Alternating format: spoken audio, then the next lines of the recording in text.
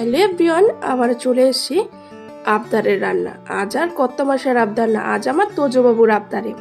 কালকে হঠাৎই ফোন দেখতে দেখতে দেখছে মাছের ডিমের বড়ার ঝোল বা কারি কিছু একটা হচ্ছে, তারই একটা রান্না ওর আবদার করতে হবে।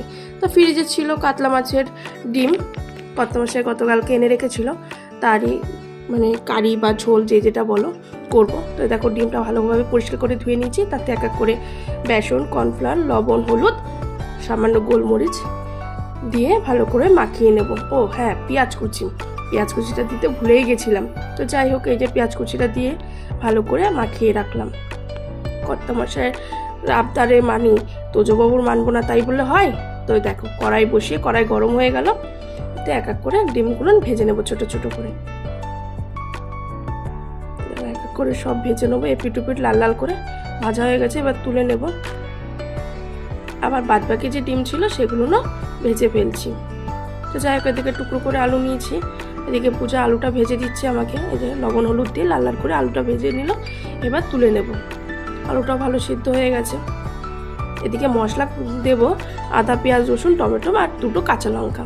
আমরা খুব একটা ঝাল খাই না, তোমরা সবাই জানো, কারণ বাচ্চারা খায় বলে। আর গুঁড়োর মধ্যে দেবো লঙ্কার গুঁড়ো, জিরের গুঁড়ো, ধনের গুঁড়ো আর কাশ্মীরি রেড চিলি পাউডার। আর এদিকে টক দইটা ফাটিয়ে নিয়েছি সামান্য একটু। ফোড়নে দেবো গোটা জিরে, গোটা গরম মশলা, আছে তেজপাতা দেবো না। তো যাই হোক, এদিকে ওই আলু ভাজার তেলের মধ্যেই ফোড়ন দিয়ে ভালো করে নাড়াচাড়া করে দিয়ে দিলাম বাটা মশলাটা। একটু তেল ছেড়ে আসলেই দেবো হলো গুঁড়ো মশলাগুলো, লঙ্কার গুঁড়ো, জিরে গুঁড়ো, ধনের গুঁড়ো ও লাল লঙ্কার গুঁড়ো। তো যাই হোক, এটাও ভাজা ভাজা করে হয়ে গেলে এবার দেবো স্বাদ মতো লবণ, হলুদ আর টেস্ট আনার জন্য সামান্য একটু চিনি দিয়ে আবারও ভালো করে নাড়াচাড়া করে নিয়ে মশলাটা ভাজা ভাজা হয়ে গেলে এবার ফেটিয়ে রাখা টক দইটা দিয়ে দেবো। দেখো কি সুন্দর তেল ছেড়ে দিয়েছে মশলাতে। এবার ভেজে রাখা ডিম আর আলুগুলো দিয়ে দেবো, দিয়ে ভালো করে 5-7 মিনিট একটু নাড়াচাড়া করে কষিয়ে নিয়ে পরিমাণ মতন জল দিয়ে দেবো। তোমরা যে যেভাবে গ্রেভি রাখবে সেভাবেই দেবে, একটু ঝোলটা বেশি রেখেছি।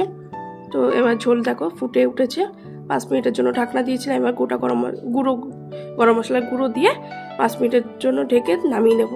আজকের ভিডিওটি অবধি। ভিডিওটি ভালো লাগলে লাইক কমেন্ট করবে, আর আমার ভিডিও কার কার ভালো লাগে কমেন্ট করে জানাবে।